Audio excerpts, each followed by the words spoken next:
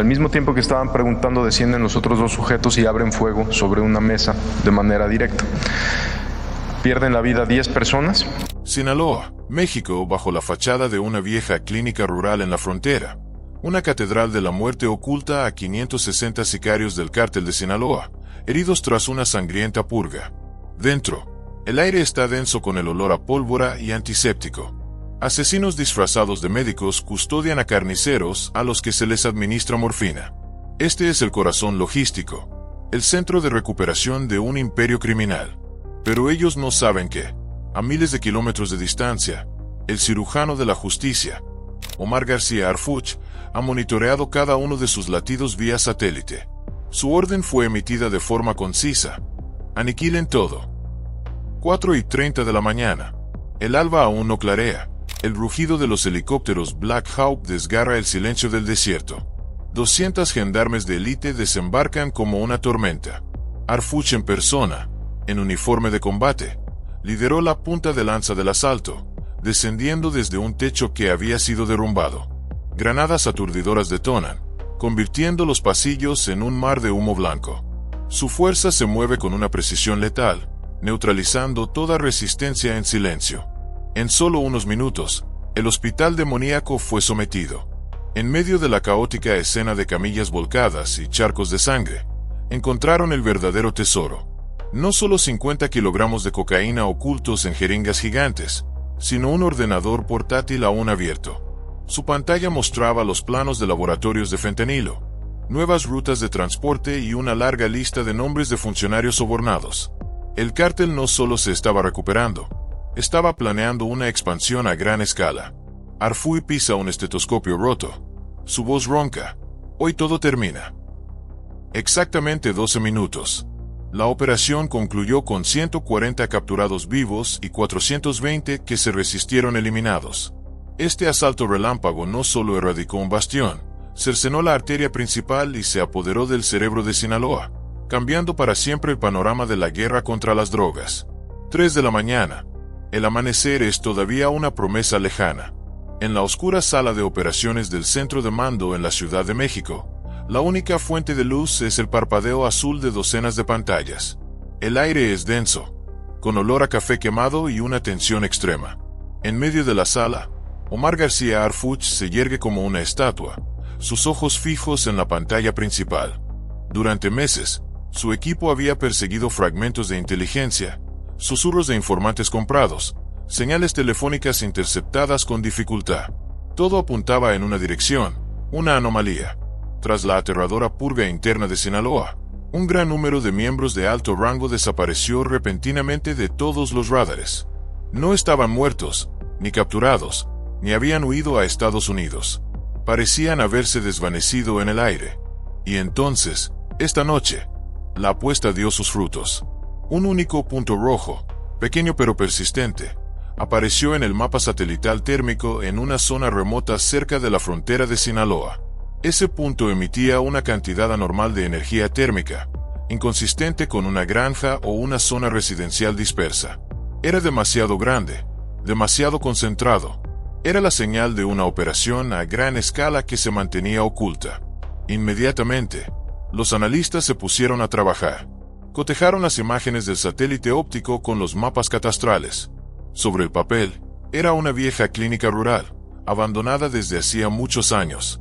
Pero las imágenes térmicas contaban una historia diferente. Mostraban camiones entrando y saliendo constantemente por la noche, sistemas de aire acondicionado funcionando a plena capacidad. Lo más importante, una enorme fuente de energía suministrada por generadores industriales ocultos. Eso era un hospital de campaña, una instalación médica ilegal, ingeniosamente disfrazada para ocultar y curar a los criminales más peligrosos del cártel. Los asesinos a sangre fría ahora yacían en camas de hospital, atendidos por médicos y enfermeras cuya verdadera habilidad era disparar y torturar. Las bolsas de suero no solo contenían solución salina, sino que goteaban morfina y estimulantes de alta dosis en brazos cubiertos de tatuajes. Bajo tierra, un laberinto de sótanos excavados a toda prisa prometía rutas de escape directamente al vasto desierto si eran descubiertos. Harfuch apretó el puño. Esto no era solo un escondite, era el corazón logístico, el centro de recuperación de fuerzas y planificación para los próximos y sangrientos planes de venganza de Sinaloa. Destruirlo no era solo capturar a unos cientos de criminales. Destruirlo era cortar una arteria principal del monstruo. La orden fue dada, corta y fría como el acero. Desplieguen, infiltren, capturen, aniquilen. No habrá prisioneros si se resisten. El cielo aún estaba negro, pero el horizonte oriental comenzaba a teñirse de un púrpura fantasmal. Era el momento en que la tormenta golpearía. 200 miembros de la gendarmería de élite, especialmente entrenados para misiones de combate urbano y antiterrorismo, tomaron posiciones. Se movían como fantasmas, silenciosos y letales. No eran policías de patrulla ordinarios, eran guerreros veteranos, armados hasta los dientes con la tecnología de guerra más moderna. 4:32 AM. 4 helicópteros Black Hawk, pintados de negro mate para fundirse con la noche, rugieron desde 4 direcciones diferentes. No encendieron sus luces, dependiendo únicamente de sus avanzados sistemas de visión nocturna. El sonido de las hélices rasgando el silencio del desierto no era un sonido de vida, sino la llamada de la muerte. El uso de helicópteros Black Hawk en una incursión como esta tenía un doble significado. Primero, garantizaba una velocidad y un elemento sorpresa absolutos, sin dar al enemigo tiempo para reaccionar. Segundo, transmitía un mensaje de guerra psicológica extremadamente potente. El rugido del Black Hawk es un símbolo de poder militar abrumador, le decía a los criminales. Ya no se enfrentan a la policía local, se enfrentan a un ejército entero. Desde el aire, los equipos de francotiradores equipados con rifles Barrett M82 con cañones silenciados comenzaron a limpiar. A través de las miras térmicas, los centinelas del cártel en los tejados vecinos aparecían como fantasmas naranjas. Se oyeron secos tus. Uno por uno, cayeron sin emitir un solo sonido. La seguridad perimetral fue neutralizada en menos de un minuto. 4:35 AM. En tierra, los equipos de asalto principales se acercaron. Perros de trabajo Malinois, entrenados para detectar explosivos y personas, se lanzaron hacia adelante. Ladraron en 2 lugares cerca del muro del perímetro, señalando la presencia de minas improvisadas. Los expertos en desactivación de explosivos, con una calma aterradora, neutralizaron los artefactos en cuestión de segundos. Arfush no se quedó en la sala de mando. Con una máscara de gas cubriendo su rostro y un M4 en la mano, fue el primero en tocar tierra. Él y su equipo no derribaron la puerta principal. Eligieron una opción más audaz, descender en rappel desde un helicóptero a través de un techo de cristal que los francotiradores habían roto previamente. 4:37 AM. Las granadas aturdidoras explotaron. Boom, boom, boom. Orbes de luz blanca cegadora y un sonido ensordecedor inundaron los pasillos. Un denso humo blanco llenó cada rincón, convirtiendo el hospital en un infierno cegador. Los sicarios, aunque sorprendidos, reaccionaron por instinto. Agarraron las armas escondidas bajo sus almohadas y debajo de las camas y comenzaron a disparar indiscriminadamente hacia el humo. Pero en ese caos, los rayos láser verdes de las armas de las fuerzas especiales encontraron sus objetivos. Se oyeron disparos silenciados, precisos y efectivos. No hubo ráfagas frenéticas de AK-47, solo disparos únicos, fríos y decisivos. En pocos minutos, el caos fue sofocado y reemplazado por un orden mortal. El hospital secreto, con sus quirófanos improvisados y monitores médicos robados, se sumió en el silencio, roto solo por el crujido de las botas de los gendarmes sobre un suelo cubierto de jeringas rotas, gasas ensangrentadas y charcos de sangre que comenzaban a coagular. Avanzaron más adentro, entre camillas volcadas. En un almacén de suministros, encontraron algo más valioso que los medicamentos: 50 kilogramos de cocaína pura, disfrazada en jeringas gigantes, lista para ser transportada bajo la apariencia de suministros médicos de ayuda. Una ironía cruel. Pero el mayor shock estaba por llegar. Sobre una mesa de operaciones manchada de sangre, un ordenador portátil seguía abierto. Su pantalla parpadeaba, conectada directamente a un servidor satelital. Este era el cerebro de toda la operación. Arfush hizo una señal, y un especialista en TI se puso a trabajar de inmediato. Lo que encontraron dentro dejó a toda la sala sin aliento. No eran solo libros de contabilidad o listas de transacciones. Dentro estaba todo el plan de reestructuración y expansión del Cártel de Sinaloa. Diseños detallados de nuevos laboratorios de fentanilo, rutas de narcotráfico transnacionales encriptadas, lo más aterrador de todo, una lista de nombres de funcionarios gubernamentales, policías y jueces que habían sido comprados. La pantalla mostraba un mapa estratégico, con los estados de Sinaloa, Chihuahua y Baja California marcados con flechas de un rojo intenso. El cártel no solo estaba lamiendo sus heridas, se estaba preparando para una ofensiva total, una verdadera guerra. El rostro de Harfuch, manchado de polvo y pólvora, se endureció. Pisó un estetoscopio roto en el suelo. «Hoy, todo termina», dijo por la radio, su voz resonando en todo el canal de comunicación de la fuerza de asalto. En los 12 minutos transcurridos desde que pusieron un pie en el suelo, 140 criminales fueron capturados vivos. Bajo la presión del asalto y enfrentados a pruebas irrefutables, comenzaron a confesar secretos aterradores, exponiendo una red criminal que se extendía hasta los más altos corredores del poder. Los 420 restantes, aquellos que se resistieron obstinadamente con armas, fueron neutralizados. Sus cuerpos fueron alineados en orden, esperando que el equipo forense llegara para identificarlos. La luz de las linternas tácticas barrió los rostros sin vida. Los tatuajes demoníacos ahora parecían patéticos. La incursión fue un éxito táctico rotundo. Pero toda victoria tiene un precio.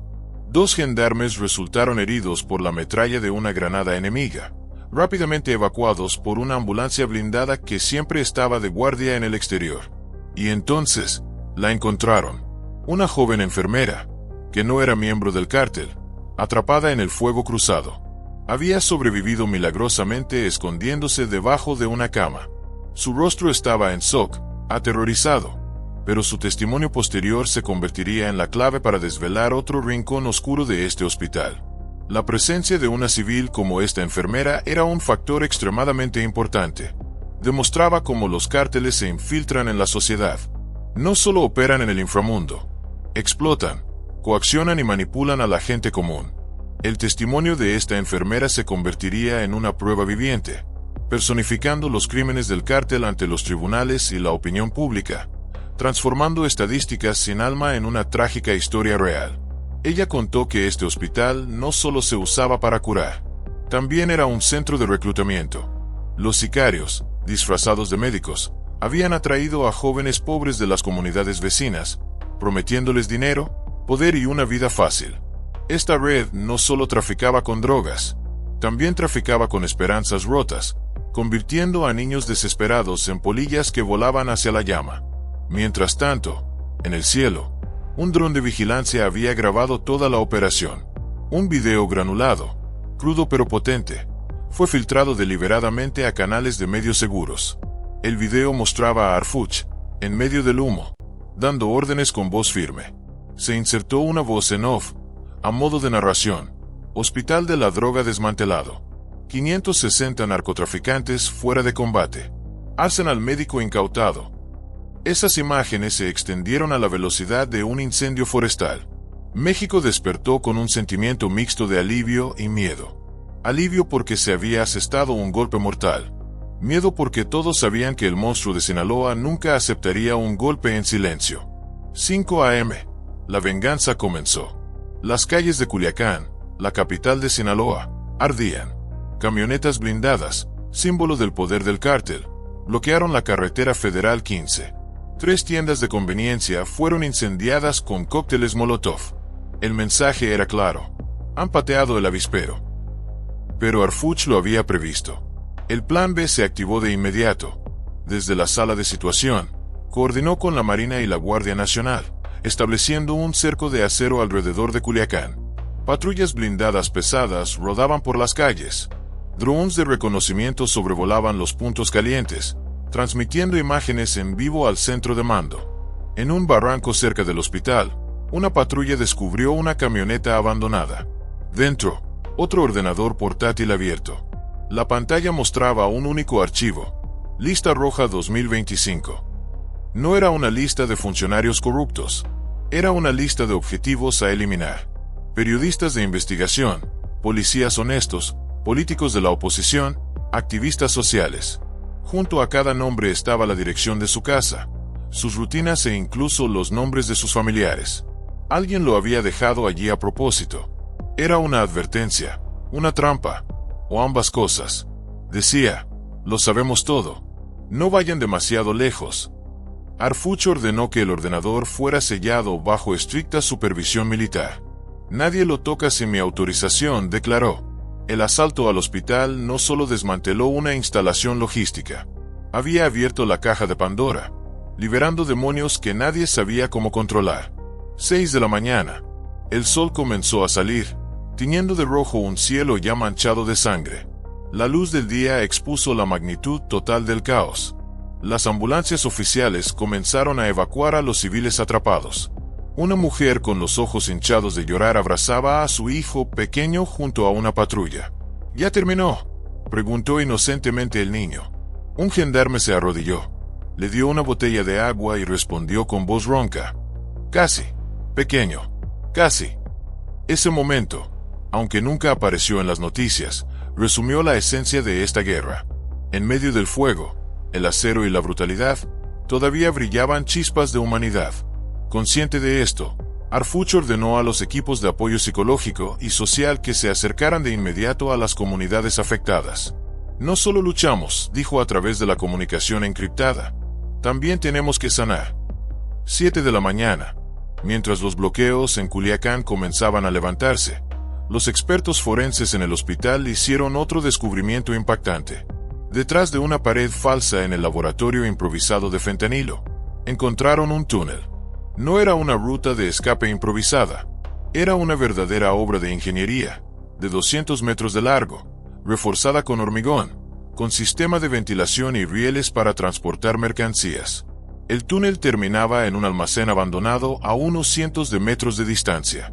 Dentro del almacén, encontraron otros 30 kilogramos de cocaína, 15 rifles de asalto y miles de municiones.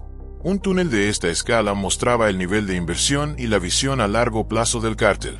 No se construyó de la noche a la mañana. Esto demostraba que el hospital no era una instalación temporal, sino un centro estratégico planeado para operar durante años. Cortar esta arteria fue un duro golpe a su capacidad para transportar y ocultar mercancías en la región. Cuando recibió la noticia, Harfuch ordenó de forma decisiva: séllenlo con explosivos controlados. Nadie podrá volver a usarlo. 8 de la mañana. En un lugar seguro, los 140 criminales capturados estaban siendo interrogados. Uno de ellos, un notorio lugarteniente apodado el Doctor, había comenzado a derrumbarse. A cambio de clemencia, reveló la ubicación de otros 3 grandes laboratorios de fentanilo, escondidos en las escarpadas montañas de la Sierra Madre. Los equipos de helicópteros de ataque despegaron de inmediato.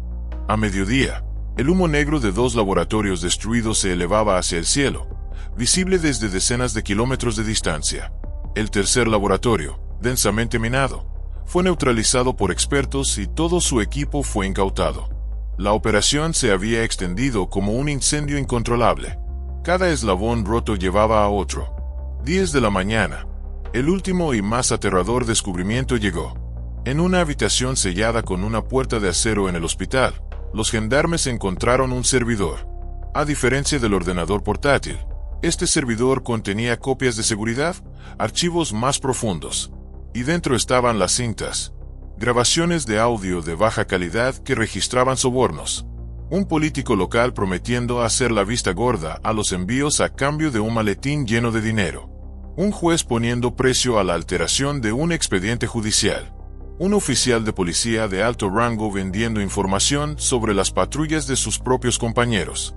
Aún peores eran los videos. Videos de sesiones de tortura y ejecución de miembros de cárteles rivales y presuntos informantes. Videos de reuniones secretas en hoteles de lujo en la Ciudad de México e incluso en los EU, con la participación de empresarios y políticos. Esta evidencia no era pólvora, era una bomba nuclear. Harfuch entendió que su guerra ya no se limitaba a Sinaloa. Se había extendido por todo el sistema. Estaba tocando el corazón podrido de un gigantesco aparato de poder. Esto va mucho más allá de Sinaloa, dijo a su equipo, su voz sombría. Estamos metiendo la mano en el nido de las cobras reales. La operación, que había comenzado como una incursión de precisión, se había convertido oficialmente en una purga a gran escala. Los 560 criminales eran solo la punta del iceberg. El ordenador portátil y el servidor habían abierto un abismo de corrupción, una red cancerosa que había hecho metástasis en todos los niveles del gobierno y la sociedad. 11 de la mañana. Un imponente convoy militar abandonó el área del hospital. No transportaba prisioneros ni drogas. Escoltó las cajas que contenían la evidencia digital. En el aire, 2 helicópteros de ataque Apache proporcionaban cobertura. Se dirigían al aeropuerto, donde un avión militar llevaría este tesoro directamente a la Ciudad de México. Harfuch ordenó duplicar la seguridad. Nadie puede tocar esto, repitió por tercera vez en el día. Sabía que, a partir de este momento, no solo luchaba contra criminales fuera de la ley, también tenía que enfrentarse a enemigos de traje, sentados en oficinas de lujo, enemigos con el poder de borrarlo a él y a toda esta operación con una sola llamada telefónica. En las calles de Culiacán, la gente observaba pasar el convoy. Algunos levantaban sus teléfonos para grabar, otros rezaban en silencio. Un anciano en una parada de autobús, viendo pasar los vehículos blindados, murmuró una frase que resumía todo el cansancio y el pesimismo de un pueblo que había sufrido demasiado. Esto nunca va a terminar. Operación exitosa. 560 objetivos neutralizados. 50 kilogramos de cocaína incautados. Una instalación logística clave del crimen organizado ha sido desmantelada. Esas cifras, aunque impresionantes, eran solo una pequeña parte de la verdad. No podían describir el frenesí en los pasillos del hospital, el olor a pólvora mezclado con antiséptico, o la mirada aterrorizada de la enfermera atrapada en el fuego cruzado. Y, lo que es más importante, no podían transmitir la aterradora verdad que Harfuch y su equipo enfrentaban ahora en la sala de operaciones. Harfuch no celebró. Sabía que la batalla apenas comenzaba. Los nombres en los archivos descifrados estaban dibujando un mapa del crimen que superaba toda imaginación. No era solo una red de drogas, era un pulpo multinacional con tentáculos que se extendían desde los campos de amapola en Sinaloa hasta las lujosas oficinas en Arizona, desde los puertos de Mazatlán hasta las mansiones en California.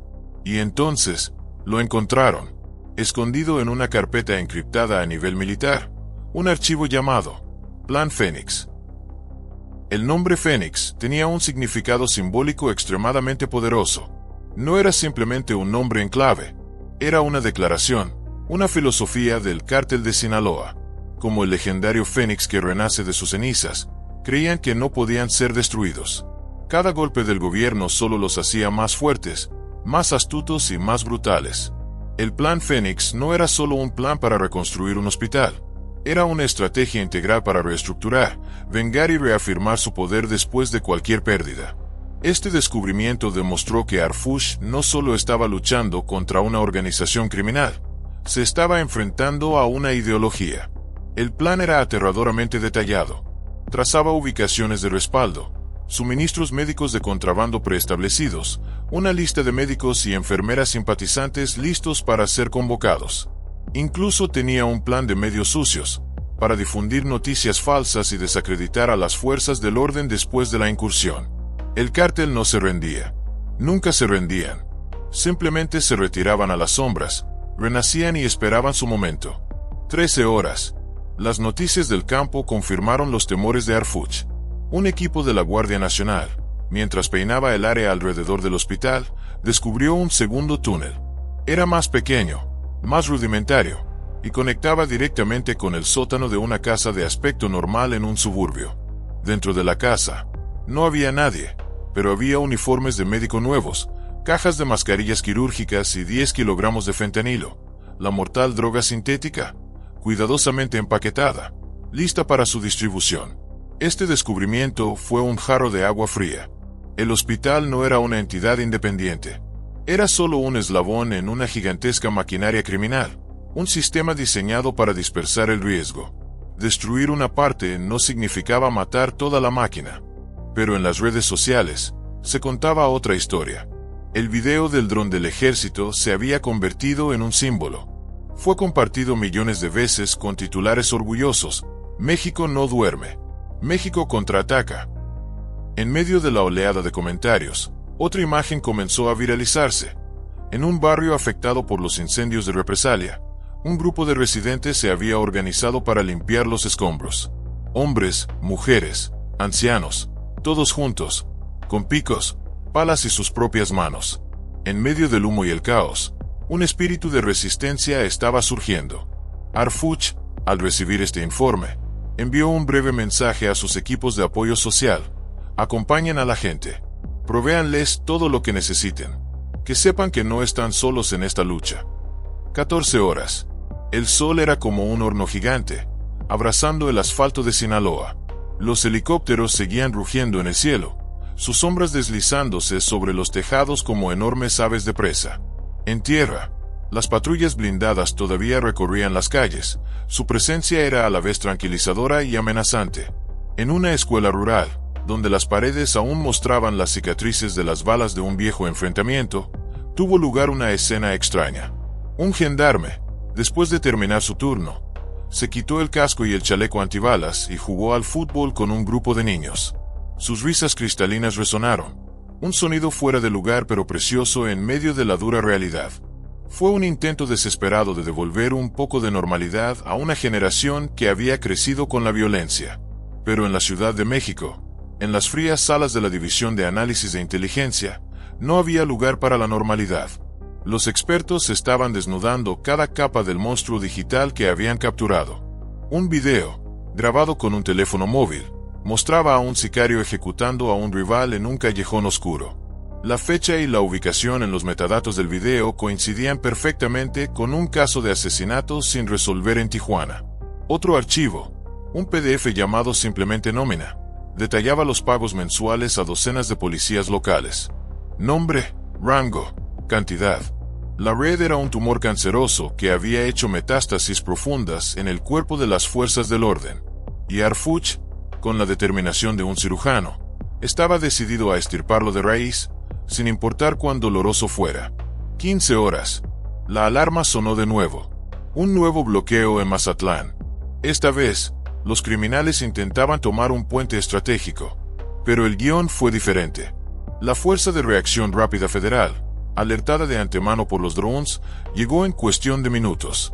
Los sicarios, superados en número y potencia de fuego, huyeron en desbandada, dejando atrás un arsenal, 12 rifles de asalto, 3 granadas y un lanzacohetes RPG-7.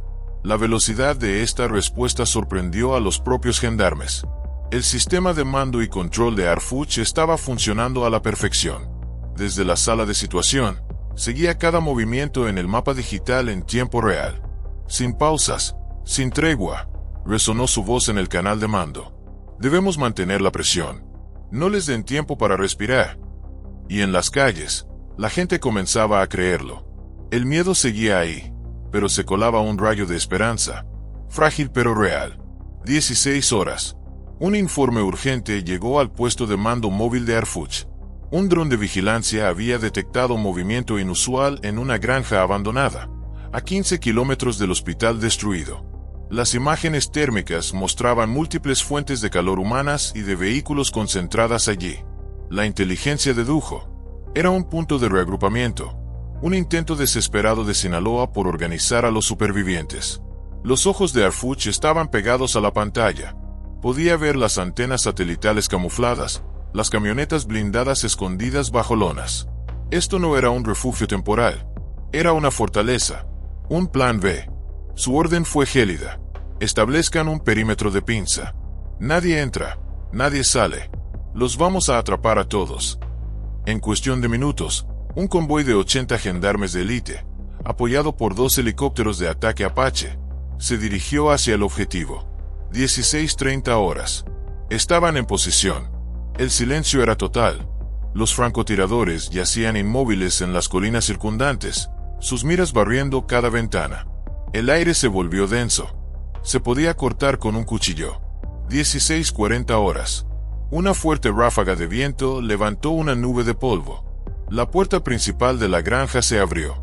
Un sicario salió, con un lanzacohetes al hombro, listo para disparar a cualquier objetivo en el aire. No tuvo la oportunidad. Un seco tud resonó desde la colina.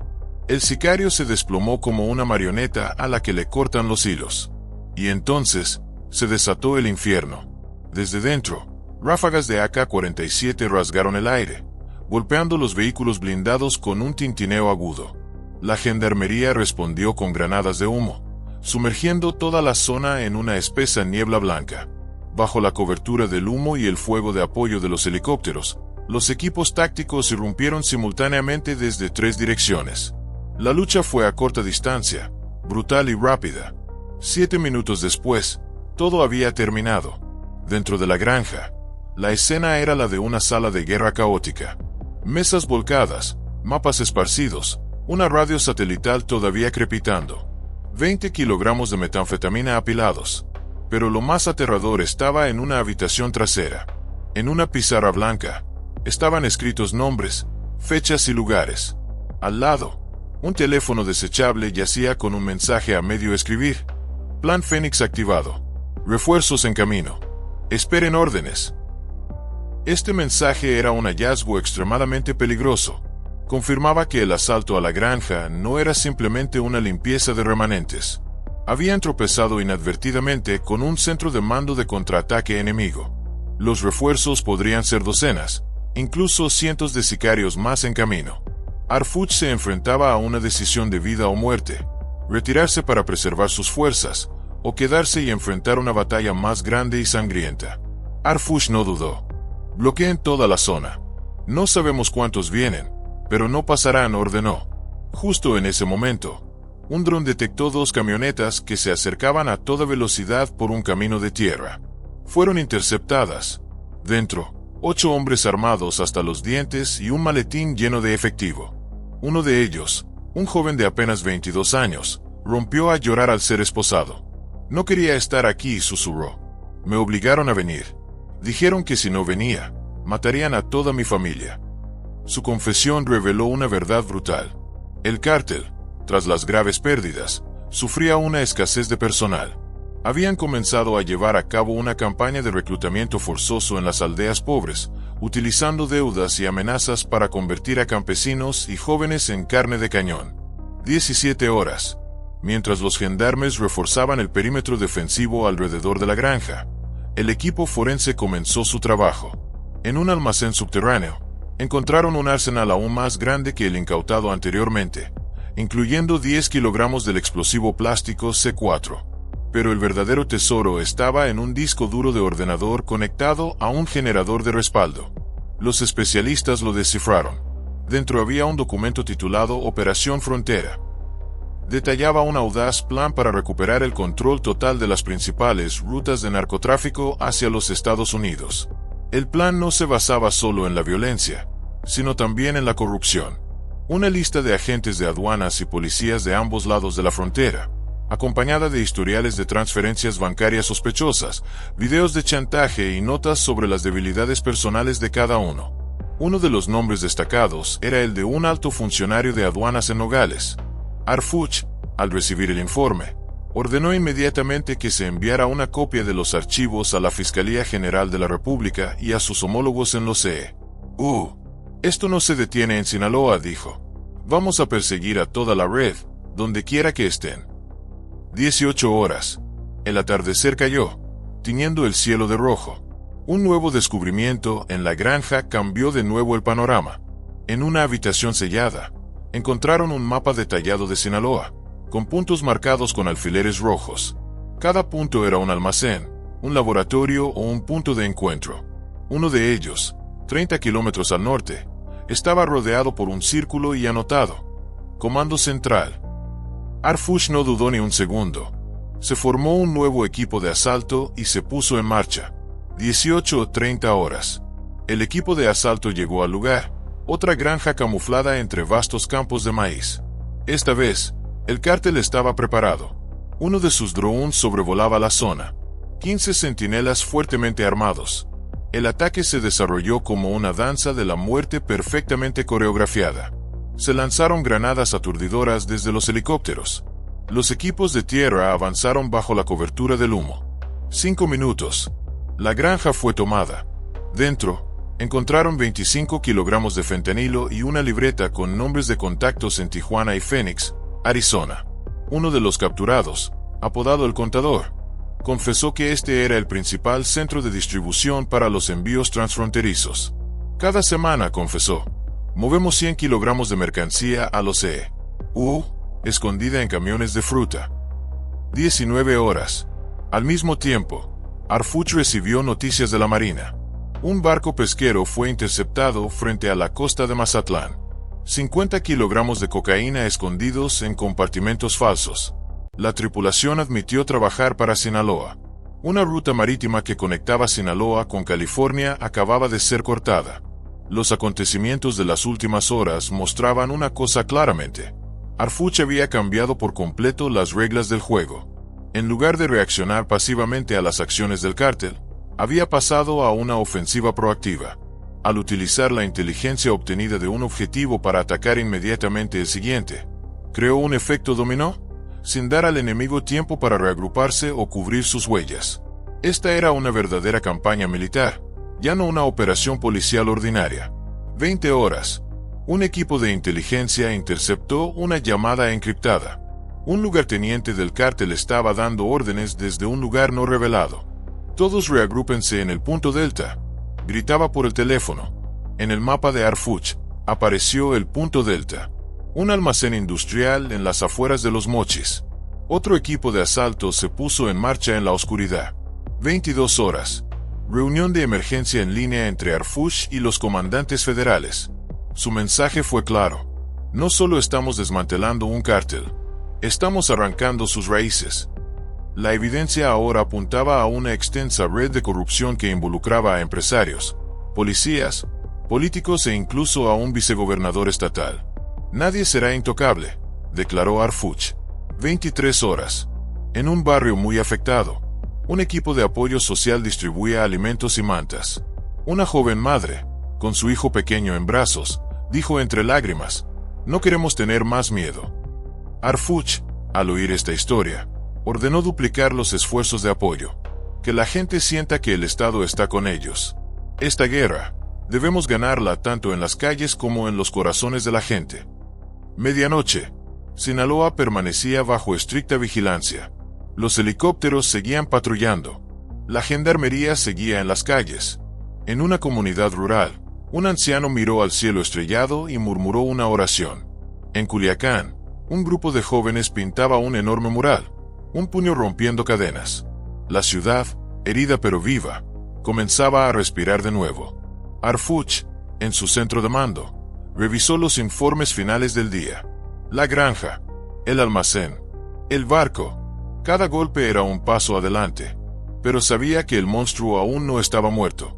En una pantalla, el mapa de Sinaloa mostraba los puntos neutralizados en verde, pero en una esquina, cerca de la Sierra Madre, un nuevo punto rojo comenzó a parpadear.